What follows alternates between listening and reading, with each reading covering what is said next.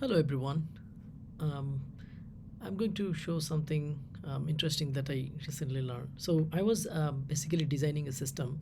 That system is looking like that. So remember, it's a very simple system to make it simplify. Okay, so I have a state data. So let's say that state data is counter. Okay, um, so this counter will have a value. So in our case, let's say the value possibly 12, right? Now we have a client that the client actually will update that value is very high frequency, and at the same time it's a very high concurrent. So in a request per second you'll have like 500,000 requests. Remember that 500,000 requests per second. So basically there are a massive number of concurrency required. So we need a store where we can do this kind of operation in that scale. So we choose Redis. So basically this one is nothing but a Redis instance. Okay, so we know that Redis is atomic, so that we can solve that concurrency issue in a very simpler way. We don't have to do so much locking and etc. on ourselves. But there are problem actually still reside. So this is your app server. Okay, why? Because what we are trying to do is we need to update this counter value. Okay, so what is the condition? Like, why it would be difficult? We can just update.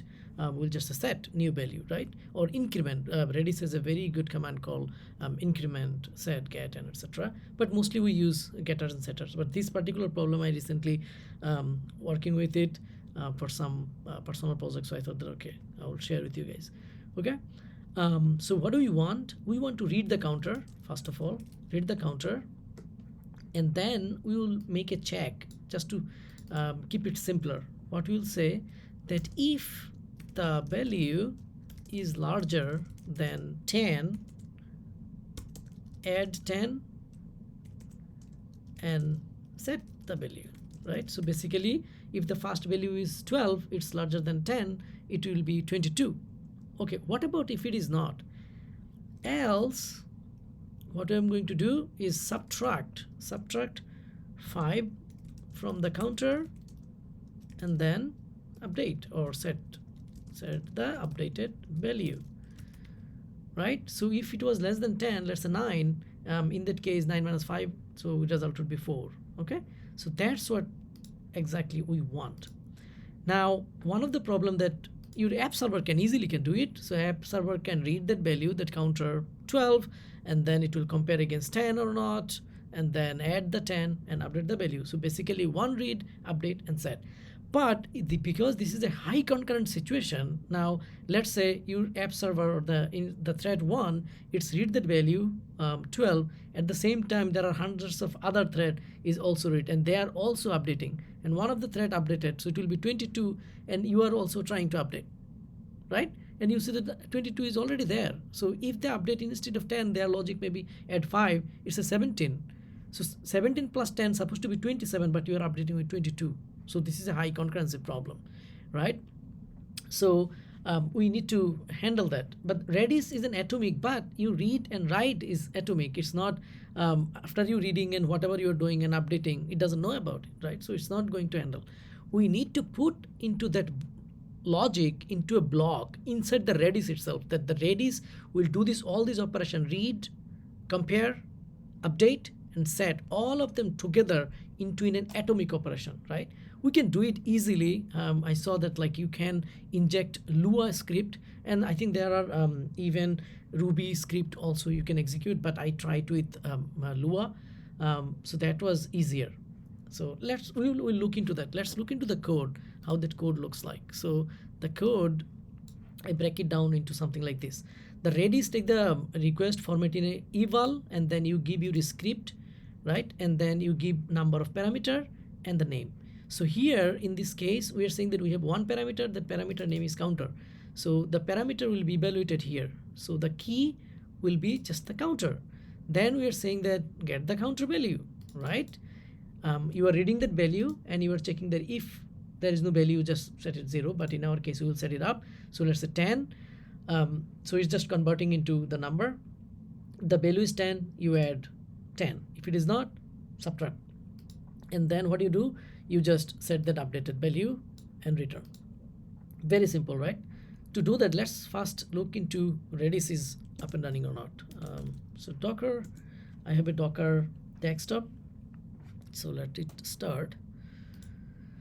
Okay, it started. I think there are many ways. I just keep it simple. So look at that. If you search Redis, it's already there because I play with it. Redis is here. Okay, just run. So basically, generally what you do Docker build, Docker run. But since Redis is available, I just went to the Docker Hub by this Docker desktop. It's simpler, right?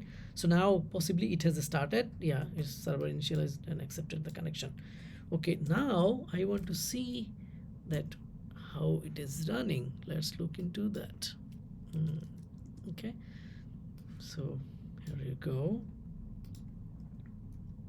Let's make it a little bigger, right? So it will say Docker PS. So it will say that how many Docker container is running on my machine. I just see that 37 seconds ago it has started. Its name is this. So now you can actually use Docker CLI, but that will require another installation and etc. But I'm not going to do that. So what I'm going to do, I will just exec into this running container right now because it's open a port called 6379. So how do you do that? Docker exec. So you are literally getting into the shell of that container, right? And say interactive mode, give this container name. What we are going to do, Redis CLI. So we are inside the Docker container, okay? Nice. Now we are going to set some value, as we said that. Let's say set key and value, right? So key, our name was counter and value was 12, right? So it has set it up. Let's see, we can read it. Counter, right? Oh, 12, nice. So now we know that we have a value for that counter, that value is 12. Now we need to like literally execute that LUA script we have. Let me copy that, right? So I don't think we have some typo or anything. Okay, so again, our current value is 12. So it's say that like if it is larger than 10, it will add 10, right? Okay, see 22, right? Now if I run it again, it will be 32. Now let's say if we give a value set counter, let's say 9, right? Okay, if I get it, what will be that value? 9. Okay, now execute the LUA script we have, right? Okay, I exec out. I need to get in. Let's set that again because I don't know. I think value should be there. Oh yeah, it's perfect. So my LUA script was this. What should be the value now? Because if it is smaller than 10, we should subtract 5. So output should be 4. Oops, nice, right? So now if you inject that LUA script or execute, then that script basically that what we are looking for here, it will be executing in your Redis instance atomically. So whoever, or like if you have even millions of concurrent connection sending to try to update, then Redis is an atomic. It will take it and all the logic will be run into a single block, right? So I say it's a nice work. Thank you so much. Hope you like it.